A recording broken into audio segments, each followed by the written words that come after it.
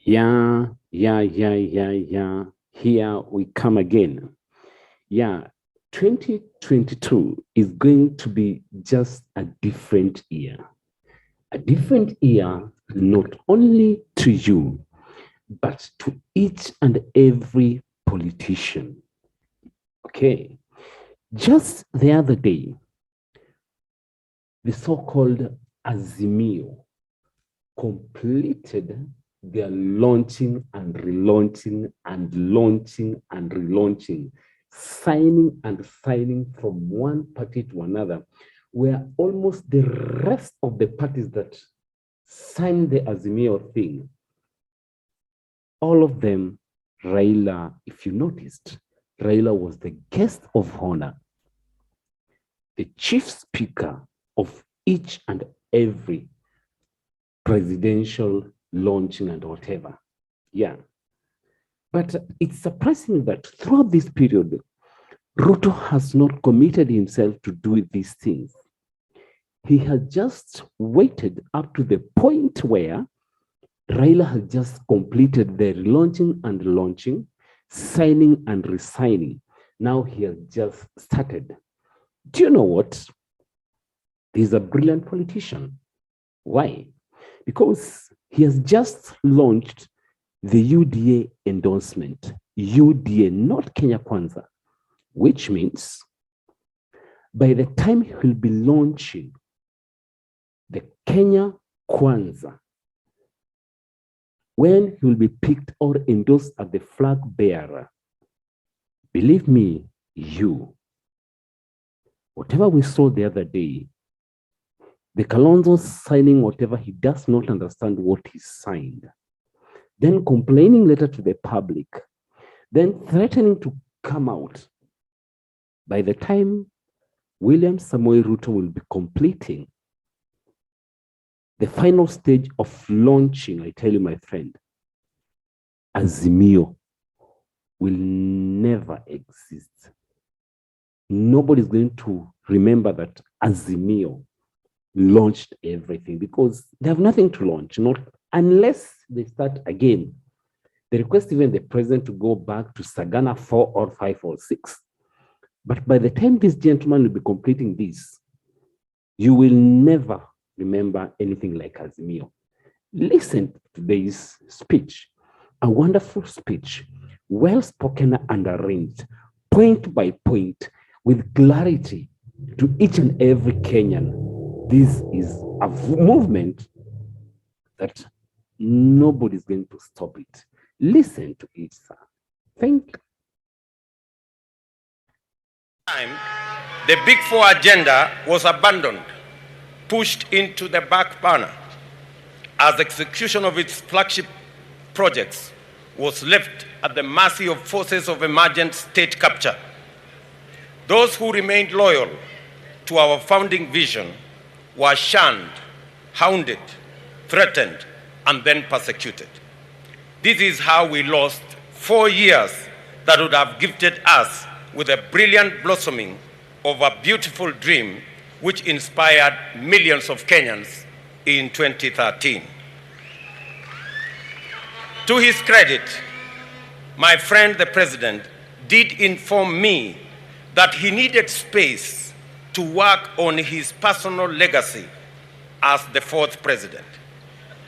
I obliged, and this led to my eventual retreat to the margins of a government that I had participated in forming. The past 4 years have provided me special moments to be able to engage consistently with ordinary people. As Deputy President, I have worked directly with Wananchi, going to meet them in their villages, their markets, their farms, and their places of work, and to have practiced the leadership of listening more and speaking less. All through my political journey, I have believed in walking with the people, listening to them, and doing my best to do what they want, not what I think will be a monument to my own achievements. I have learned that our plush, comfortable, secure offices are inaccessible to the majority of the people who need them the most. As a leader, this is a huge setback because it costs us the opportunity to be useful and effective. These engagements taught me a lot about things I thought I knew. Most importantly, they reminded me the most important question of all: what does the government do, and for whom does it work, and how, therefore, should it work? I was appalled by the intensity of contempt many have for ordinary people and their rejection of any suggestion that their voice matters. I remain sorrowful over the hatred in the language that proudly despises the poor, the struggling, the hurting, the lonely, and the abandoned. Many of us have felt the stinging lash of this contempt, and we all know where it comes from. Behind the shameless deception that national unity is the coalescing of a few leaders to organize their selfish interests in an implacable sense of exclusive entitlement to the privileges associated with state power. This entitlement is the basis for the formulation of a cynical agenda to capture the state and disenfranchise ordinary people for good. That is why we have witnessed the criminalization of enterprise, the marginalization of livelihoods, and many parts form part and parcel of these contemptuous competitors. Believe that this nation should be about a few people who wield the levers of state power. We are telling them this country is not just about leaders. This country is about 50 million Kenyans.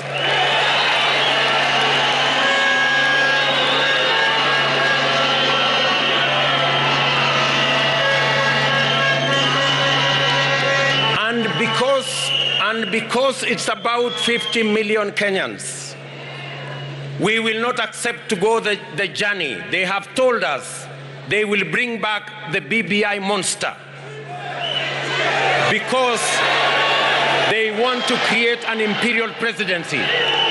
They want a president who controls the judiciary using the ombudsman. They want a president who controls the legislature using appointments. They want a president who does what he wants or what she wants merely because she has power or he has power or they have influence or they have money. We are telling them that this country is about 50 million Kenyans, and we will not accept to go back to the dark days of an imperial president. We are marching forward to a Kenya of shared prosperity by 50 million Kenyans.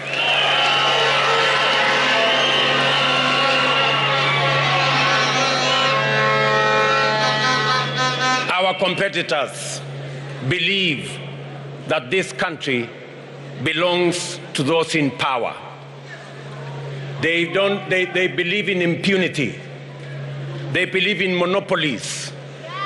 They believe in cartels. We want to tell them we believe in the rule of law.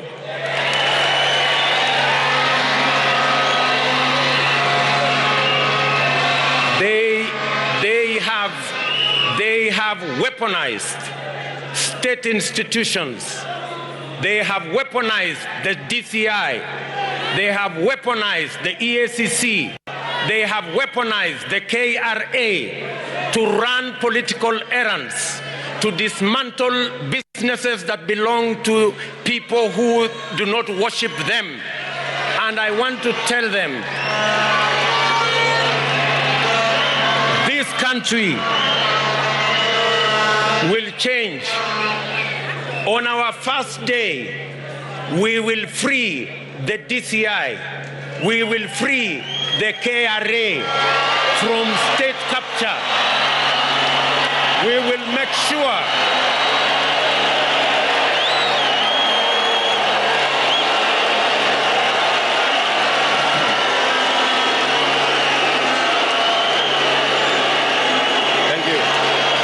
Thank you very much. This is the party. This is the party where you will not be asked about the name of your father. This is the party. You will not be asked to give your bank account. This is the party for every Kenyan from every walk of life. And I want to say, I am a very proud Kenyan today that you have bestowed upon me the responsibility to be the party leader of this great movement.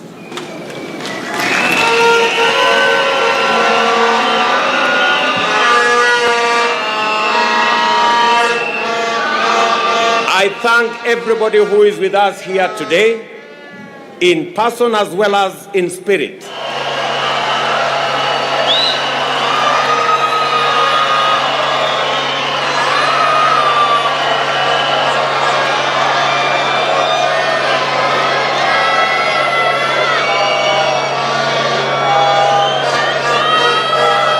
It is tragic that the only thing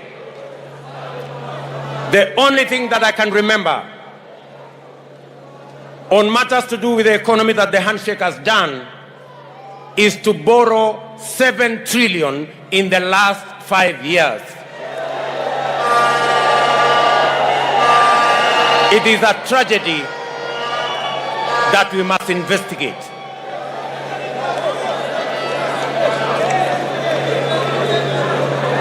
Good people, we are at a historic moment. We have to make our...